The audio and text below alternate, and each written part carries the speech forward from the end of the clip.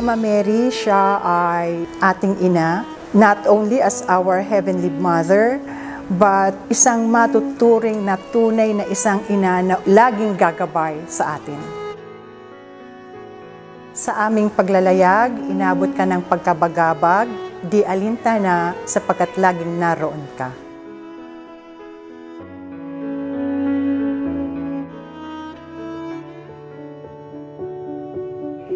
The term ADMA is the acronym of the Italian name of the group. The ADMA stands for Associazione di Maria Ausiliatrice. It's in Italian because yung primary group namin is based in Turin, Italy, sa Basilica ni Mary Help of Christians. Doon sa Basilica, tinatag ni St. John Bosco yung grupo kasi ginusto ni Don Bosco na magkaroon ng isang grupo ng mga tao na magpapalaganap ng pagdidebosyon kay Maria sa title na Help of Christians and kay Jesus na laging present sa Blessed Sacrament.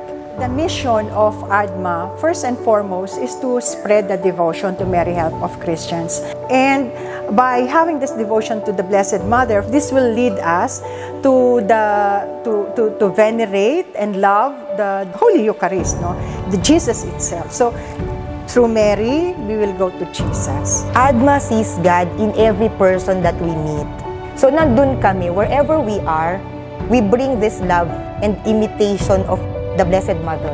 So kung sino man kaharap namin, we try to be a reflection of the good person that God wants us to become. Ako, dream ko for ADMA is yung mas lumaki pa, yung pamilya namin. Mas dumami pa yung deboto ni Maria na nagmamahal kay Jesus na nasa Blessed Sacrament. Yeah, lalo na yung mga kabataan ngayon, hindi lang babae, even yung mga lalaki. Oo. Kasi iba pagka si Mama Mary is embedded in you, iba talaga.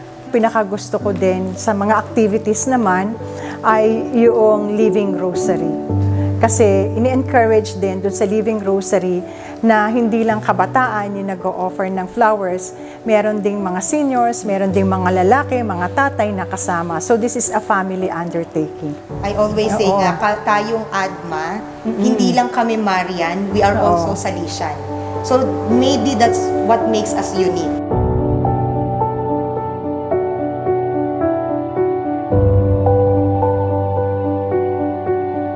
Sa puso namin, Irina, sinabi ko nang sa amin, lahat ng members, at kahit siguro naman hindi members, of course, the Blessed Mother is always into our heart. But really, we are encouraged really to bring something which is tangible, which we can hold on. At meron kami laging dala niyan. Di ba, Rina? Yes. And this is it. This is our ring rosary.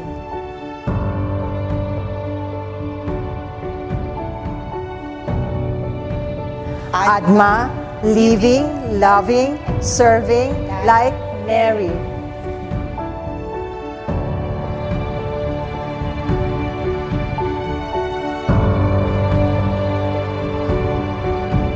Our Lady is waiting for you to give her your heart.